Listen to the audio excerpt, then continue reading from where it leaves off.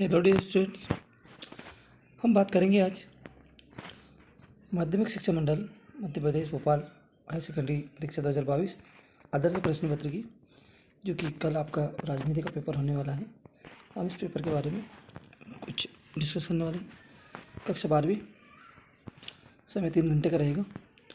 अब उसमें हम कुछ संभावित क्वेश्चनों को देख लेते हैं, किस तरह का पेपर आपका आ सकता है। जैसे सही विकल्पों को चुनिए। सही विकल्प चुनते समय हम ध्यान रखेंगे कि ये जो वस्तुनिष्ठ प्रश्न होते हैं ये विश्वसनीय है, वैध है, क्योंकि इनके एक ही उत्तर रहते हैं और वो भी सही होते हैं, 100% सही उत्तर होते हैं। जैसे शीत युद्ध की बात करें तो शीत युद्ध का चरम बिंदु क्या था, ये पढ़ के जाना आप लोग शीत युद्ध के बारे में। फिर उसके बाद में प्रथम विश्व युद्ध की अवधि, प्रथम विश्व युद्ध कब लड़ा गया, द्वितीय विश्व युद्ध को भी पढ़ के जाना। नेक्स्ट है यूरोपीय यूनियन की मुद्रा क्या होती है। जैसे हर देश की अलग अलग मुद्राएं होती है। भारत की जैसे हम बात करें तो रुपया है, अमेरिका की बात करें तो डॉलर है, यूरोप की यूरो है। इस तरह से आप लोग सारे पढ़ के जाना। भाषाई आधार पर गठित प्रथम राज्य था, वो भी आपको पढ़ना है। संविधान कब बना हमारा, उसके बाद में पेंटागन क्या है, इसको पढ़ के जाओ। फिर उसके बाद रिक्त स्थानों की पूर्ति कीजिए। रिक्त स्थानों की पूर्ति में सोवियत संघ द्वारा बनाया गया सैन्य गठबंधन क्या था, तो आपको उसके लिए सैन्य संगठन और सोवियत संघ ये पढ़ के जाना अच्छे से। फिर सार्के की बात कर रहे हैं। सार्के जो सार्के होते हैं उसमें सदस्य जो होते हैं उन देशों का नाम लिखना आपको। फिर उसके बाद प्रथम पृथ्वी सम्मेलन का आयोजन ब्राज़ील रियो डी जेनेरो शहर में हुआ था और ये 92 में हुआ था वैसे, तो पढ़ के जाना अच्छे से। इसमें बहुत सारे समझौते हुए थे। एजेंडा 21 जो है वो भी इसी में हुआ था। और ये पर्यावरण के संबंध में भी सम्मेलन था। पृथ्वी पर बहुत सारे आपदा हैं, उनके संरक्षण के संबंध में रियो डी जेनेरो में ये सम्मेलन हुआ था। उसके बाद यूनिसेफ के बारे में पढ़ जाना, यूनिसेफ का मुख्यालय कहाँ है। फिर उसके बाद स्वतंत्रता के समय भारत की देशी रियासत कितनी थी। जब अंग्रेज चले गए थे उस समय देश को रियासतों में बांट गए थे, वो रियासत कितनी थी वो भी आप पढ़ के जाओ। उसके बाद संपूर्ण क्रांति का आह्वान किसके द्वारा किया गया था। फिर चकमा शरणार्थी देश से आए थे, तो देश के नाम लिखना है। एक शब्द में उत्तर लिखिए। सोवियत संघ के विघटन के बाद विश्व की राजनीति में क्या होगी ये लिखना है। अंतर्राष्ट्रीय न्यायालय का मुख्यालय कहाँ पर है। भारत में प्रथम आम चुनाव कब हुए थे ये भी आपको लिखना है। फिर उसके बाद चुनाव संबंधित पढ़ के जाना आप लोग। फिर जय जवान जय किसान का नारा किसने दिया। जय जवान जय किसान का नारा ये पढ़ के जाओ। ये भी भारत के 4 पड़ोसी देशों के नाम बताना है। जैसे पाकिस्तान बता देना, बांग्लादेश बता देना, चाइना भी पड़ोसी देश ही हमारा, नेपाल बता देना। उसके बाद भारत में चुनाव आयोग का गठन कब किया गया। चुनाव आयोग पूरा पढ़ के जाना। आरटीई का फुल फॉर्म बताना आपको। तो आरटीई आप लोग जानते होंगे कि राइट टू एजुकेशन, बच्चों को शिक्षा का अधिकार अधिनियम है। इसमें बच्चों को निःशुल्क शिक्षा देने का प्रावधान रखा गया है, तो वो आरटीई पूरा पढ़ के जाना। फिर सत्य की बात है, तो इस तरह के क्वेश्चन बन सकते हैं कि शीत युद्ध उसके बाद भारत में 1974 में पहला परमाणु परीक्षण किया गया कि नहीं किया गया। परमाणु परीक्षण के बारे में आप अभी तक के 2 परमाणु परीक्षण हुए, पढ़ के जाना है इसमें। अर्थव्यवस्था के उदारीकरण, वैश्वीकरण की प्रक्रिया में बाधित हुए। विश्व की प्रथम बिजनेस स्कूल की स्थापना 1951 में हुई थी, तो आपको उसमें पहचानना है कि सत्य है असत्य है। उसके बाद इराक युद्ध को कंप्यूटर युद्ध के नाम से क्यों जानते हैं, इराक युद्ध के बारे में पढ़ के जाना। भारत विभाजन द्विराष्ट्र का सिद्धांत किसका परिणाम था, तो पढ़ के जाओ। फिर उसके बाद सही जोड़ी की बात करें तो सही जोड़ी इस तरह की भी आ सकती है कि नाटो की स्थापना किस सन में हुई है।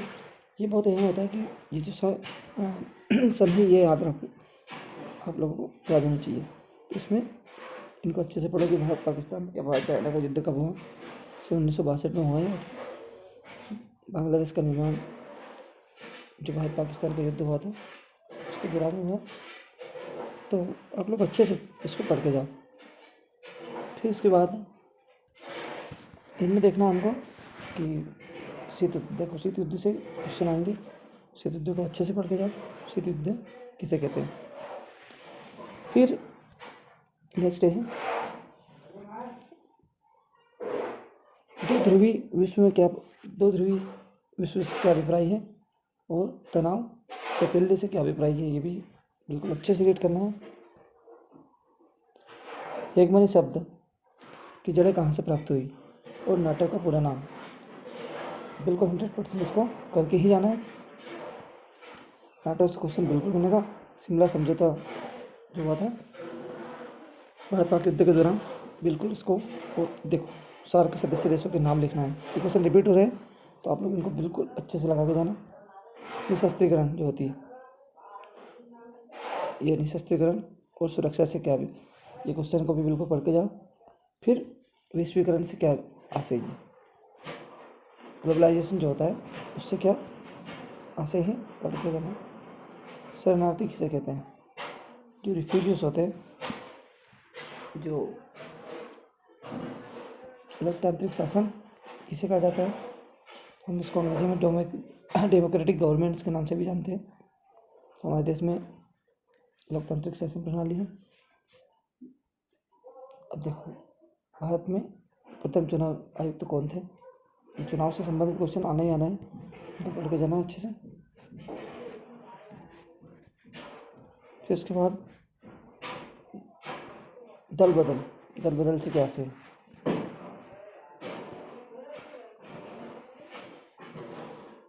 प्रीपर्स क्या है,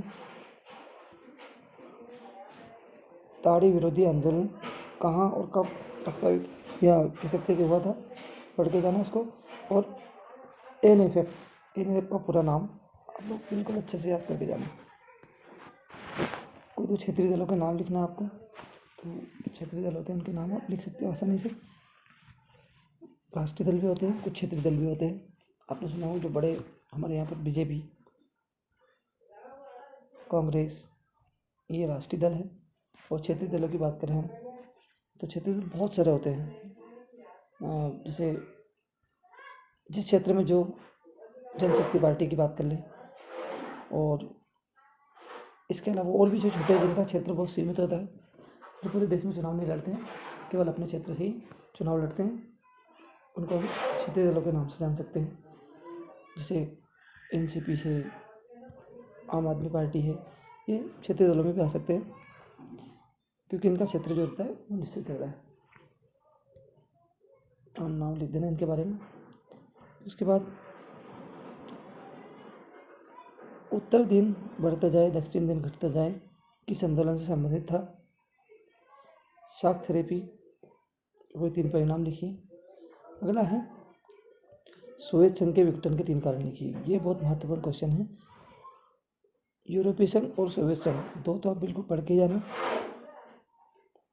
आसियान विजन 2020 की क्या मुख्य बातें थी। फिर उसके बाद नियोजन से क्या उद्देश्य है। देखो आप लोगों ने अपने हिसाब से एक फिक्स किया होगा किस तरह से आपको क्वेश्चन का आंसर याद करना है, किस तरह से। अभी मैं अगर इनके आंसर आपको बता देता तो मैं अपने हिसाब से बताता, फिर आप लोगों के दिमाग में कन्फ्यूजन आता। अब हमारे पास इतना समय है नहीं, इसलिए आप लोग, मैं सिर्फ आपको क्वेश्चन बता रहा हूँ कि इस तरह के क्वेश्चन परीक्षा में आ सकते हैं, इनके आने की संभावना है। तो आप लोग अपने हिसाब से जो अपने याद किए हैं वही क्वेश्चन के आंसर अब लगा के आना। फिर नीति आयोग क्या है, नीति आयोग के बारे में पढ़ के जाना। आपातकाल की अवधि, आपातकाल की अवधि में 42वां संविधान संशोधन किया गया था, इसका मुख्य कारण क्या था। बिल्कुल इसको 100% देख के जाना इस क्वेश्चन को भी। फिर उसके बाद भारत की दलीय प्रणाली, जो भारत की दलीय प्रणाली है, हाँ, भारत की दलीय प्रणाली पर आपातकाल का किस तरह से असर हुआ था, उसके पूरे कारण लिखना है आपको। शीत युद्ध से हथियार की होड़ और हथियारों का नियंत्रण, ये दोनों प्रक्रियाएं पैदा हुई। इन दोनों प्रक्रियाओं के कारण क्या थे, इसको भी पढ़ के जाओ। फिर उसके बाद भूख निरपेक्ष आंदोलन के अब अप्रासंगिक हो गया, समीक्षा कीजिए। एमनेस्टी इंटरनेशनल संगठन की कार्य पद्धति को समझाना। फिर उसके बाद में संयुक्त राष्ट्र संघ की प्रमुख अंगों लिखकर महत्वपूर्ण अंग कौन सा है ये बताना है। राज्य पुनर्गठन आयोग के कार्य एवं सिफारिशों पर व्याख्या करना है। फिर उसके बाद एक स्वाधीन राष्ट्र के रूप में भारत को किन किन चुनौतियों का सामना करना पड़ा है। आई होप आपको वीडियो पसंद आया होगा। इसमें कुछ और क्वेश्चन है एक दो, तो इन क्वेश्चनों को पढ़ना आप लोग पहले। अगर आपको पेपर अच्छा लगा हो या वीडियो आपको अच्छा लगा तो आपको इसको सब्सक्राइब करना सबसे पहले तो, ताकि मैं आपको और भी इसके बारे में एनालिसिस करके बता सकूं। और कल के पेपर के लिए बेस्ट ऑफ लक सभी को। पेपर में आपको घबराने की या झिझक की कोई आवश्यकता नहीं है। आप लोग को पेपर को अच्छे से पढ़ें और उसके आंसर को अच्छे से लिख के आए, मतलब स्पष्ट अक्षरों में उसका आंसर लिखें। दूसरी बात कि जितने क्वेश्चन की बात करें, जितने नंबर का क्वेश्चन है उसके हिसाब से उसके बारे में लिखें। जिससे इसने अगर पूछ लिया टिप्पणी पूछी, तो अब देखना इसमें ये पूछा इसने टिप्पणी, तो संक्षिप्त टिप्पणी लिखिए। अब भारत की परमाणु नीति, तो परमाणु नीति के बारे में और गुट निष्पक्ष दोनों के बारे में हमको लिखना है। तो दोनों के बारे में हम इस तरह का लिखें कि वो ज़्यादा बड़ा भी नहीं हो और ज़्यादा शॉर्ट भी नहीं हो, और जो मुख्य बातें परमाणु नीति के संबंध में वो मुख्य बातें लिखें। नॉनसेंस बातों से लिखने से क्या होगा कि हमारे नंबर नहीं मिल पाएंगे।